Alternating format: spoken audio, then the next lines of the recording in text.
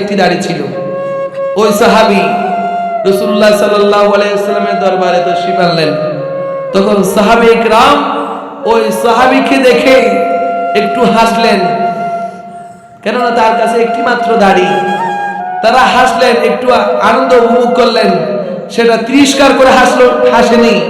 হাজিরিন, এখন ওই সাহাবী মনে কষ্ট পেল। সে মনে কষ্ট নিয়ে ঘরে এসে ওই একটি দাড়িকে কেচি দিয়ে কেটে ফেলল। হাজিরিন, এরপর রাসূলুল্লাহ সাল্লাল্লাহু আলাইহি ওয়াসাল্লামের দরবারে আসলো। রাসূলুল্লাহ সাল্লাল্লাহু আলাইহি ওয়াসাল্লাম তাকে দেখে মুখ ফিরিয়ে নিল।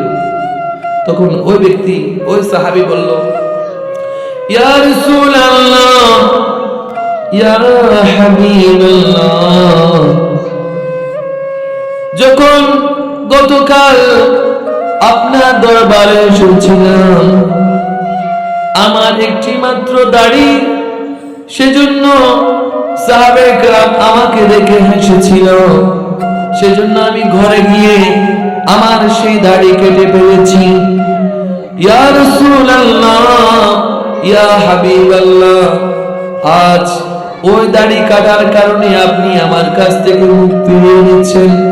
ইয়া রাসূলুল্লাহ, ইয়া হাবিবাল্লাহ, আপনি আমাকে ক্ষমা করবেন। তখন ওই ব্যক্তি যখন রাসূলুল্লাহ সাল্লাল্লাহু আলাইহি ওয়াসাল্লাম ডান দিকে মুখ ফিরিয়ে নিল, ডান দিকে গিয়ে ক্ষমা চাইলো, রাসূলুল্লাহ সাল্লাল্লাহু আলাইহি ওয়াসাল্লাম বাম দিকে মুখ ফিরিয়ে নিল। এভাবে কয়েকবার বলার পরে রাসূলুল্লাহ সাল্লাল্লাহু আলাইহি ওয়াসাল্লাম ইরশাদ করলেন, যখন তোমার একটি মাত্র দাড়ি ছিল, ওই একটি দাড়িতে জান্নাতের ফেরেশতারা দুলনায় দুলেছিল। সুবহানাল্লাহ। আজ তুমি সে একটি দাড়ি কাটার কারণে, আমার সুন্নতকে ছেড়ে দেওয়ার কারণে আজ তোমার চেহারাতে শয়তানেরা দুলনায় দুলতেছে। নাউযুবিল্লাহ। প্রিয় হাজিরিন, তো সেজন্য আমাদেরকে দাড়ি রাখতে হবে। রাসূলুল্লাহ সাল্লাল্লাহু আলাইহি ওয়াসাল্লামের সুন্নত হিসেবে বর্তমানে অনেকে দাড়ি রাখে, নায়ককে অনুসরণ করে, অনেকে দাড়ি রাখে অভিনেতাকে অনুসরণ করে। প্রিয় হাজিরিন, আমরা দাড়ি রাখবো রাসূলুল্লাহ সাল্লাল্লাহু আলাইহি ওয়াসাল্লামকে অনুসরণ করে। সুবহানাল্লাহ।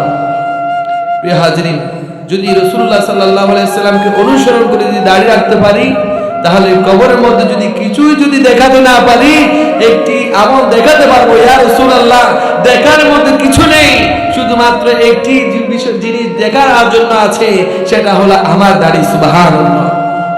প্রিয় হাজিরিন, সেজন্য আমরা দাড়ি রাখতে চাই কি চাই না?